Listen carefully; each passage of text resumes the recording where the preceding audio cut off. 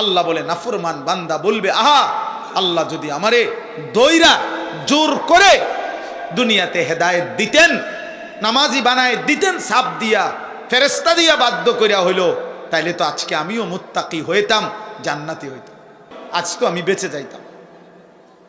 আফসোস করি।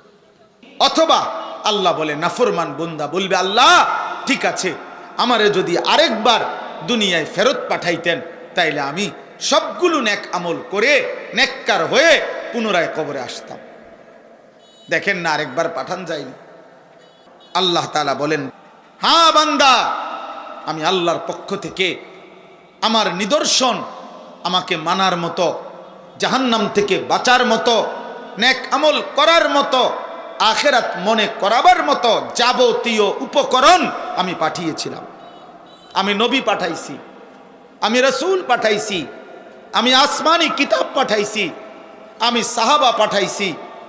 আমার আসমানি কিতাবের মধ্যে আমি কোরআনে বলে দিয়েছি, আমার রসুলকে দিয়ে আমি 23 বছর বলাইছি, আমার বন্ধুর 1.25 লাখ সাহাবী দিয়ে আমি জমিনের মধ্যে আমার দিন শুনাইছি।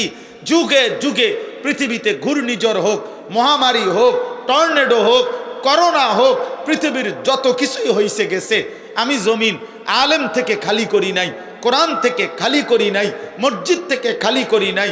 আমার আওয়াজ আমি পৌঁছাইছি বান্দা। ফাকাদ্দাবতা বিহা, তুমি প্রতিবার মিথ্যা মনে করেছ।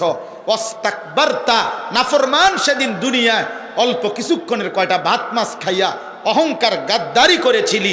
ওয়াকুনতা মিনাল কাফিরিন, আমি আল্লাহর নাফরমানি করে দুনিয়ার মধ্যে কাটাইছিলি। আজ আমি আল্লাহ তোকে মাফ করব না, আমি তোকে জাহান্নামে দেব, জাহান্নাম। আজ আমি জাহান্নাম তোর মতো নাফরমান বেঈমান দিয়া আমি জাহান্নাম জিন আর মানুষ নিকৃষ্ট নাফরমান দিয়ে পূর্ণ করে দেব।